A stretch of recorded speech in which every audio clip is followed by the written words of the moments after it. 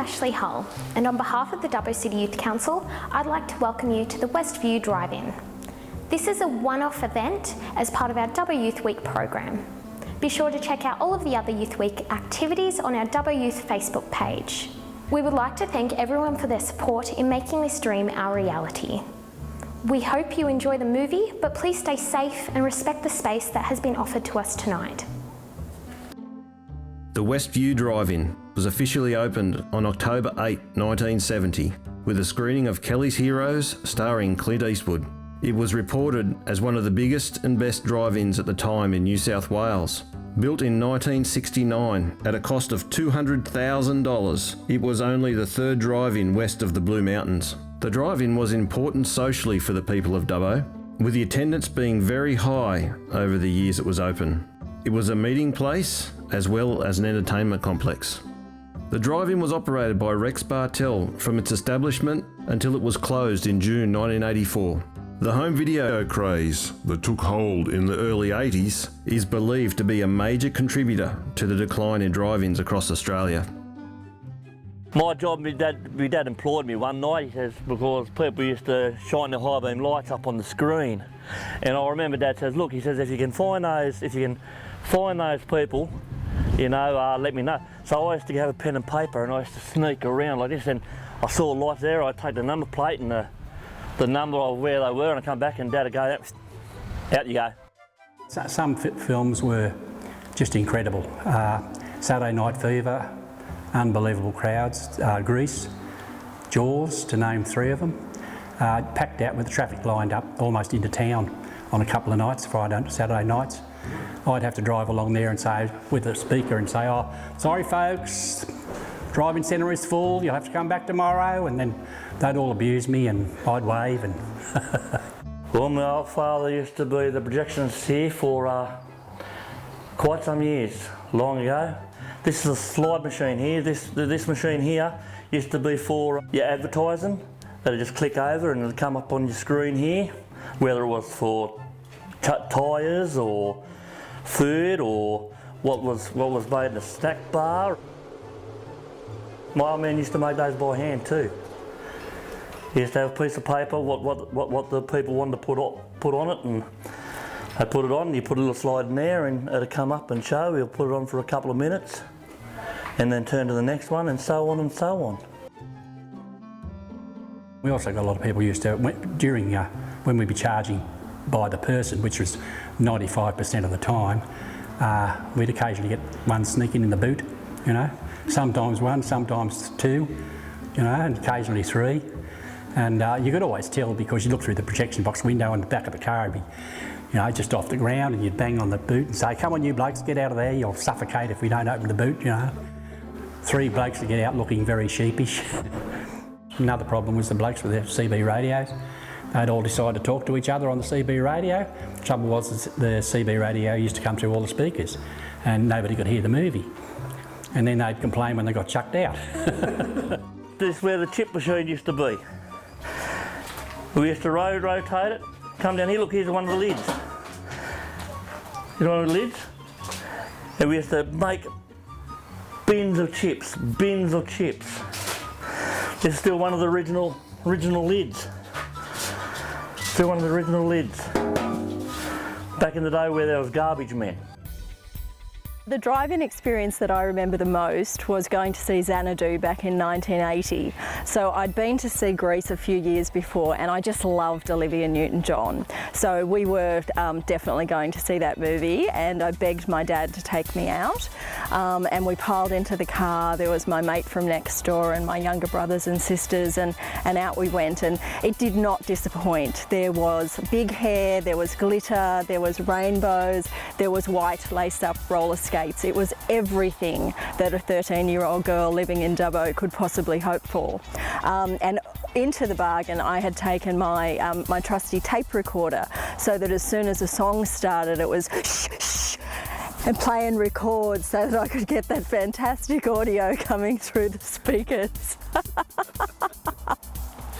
Just imagine it as well. I know. What a dork. I was a dork back then, I'm no different now.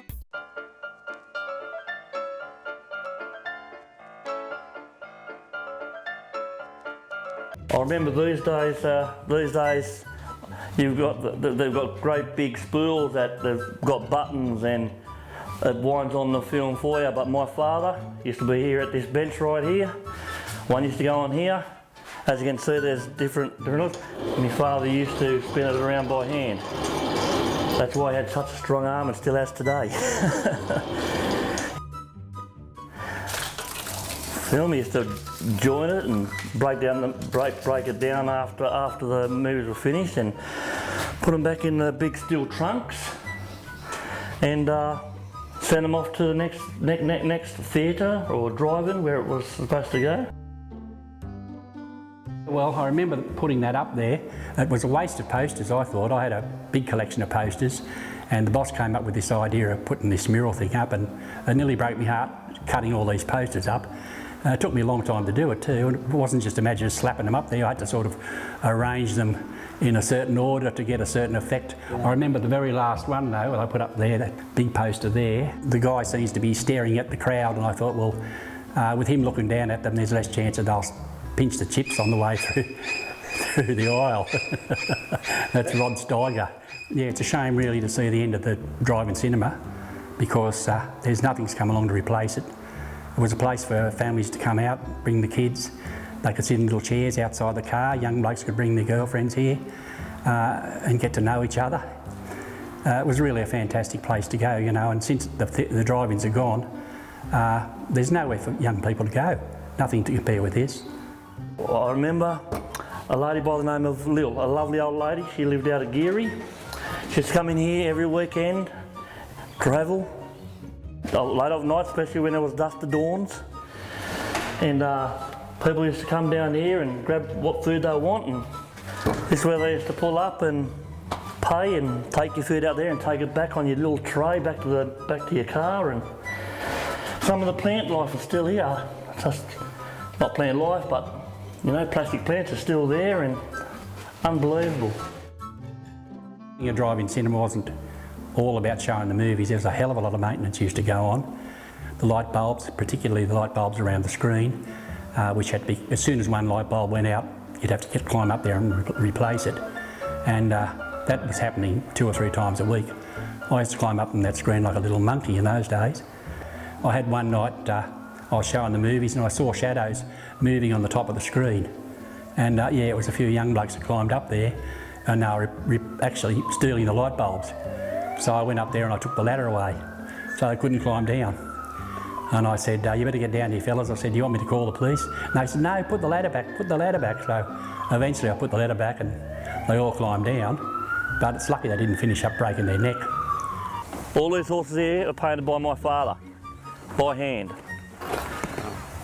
Oh, I haven't been excited since I've had me little girl a couple of years ago. I used to push the kids around here for hours. Sometimes I didn't get to watch the movie, just so the kids could a bit of organisation. And the smell of Aerogard, it was absolutely phenomenal because it was summer and the mosquitoes were out, and very overpowering smell.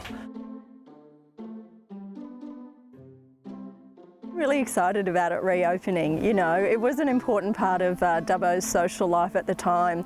I went to see a lot of movies at the theatre, but going to the drive-in, you know, that was really edgy. Anything could happen. The fact was, it didn't happen to me, but it could have. There was the possibility that it might. It was more social than going to the cinema. So, you know, people were moving around, you saw other people there, you know, you were at the snack bar and, you know, you could join other groups of people. As I say, I never did that. I was, you know, sitting in my car with my dad and stuff like that. But, you know, there was the chance for adventure. Of course. I know it looks a bit like Chernobyl now, but to me it had, you know, hold so many memories that when I look at something, I can still imagine how it looked 30 odd years ago, you know.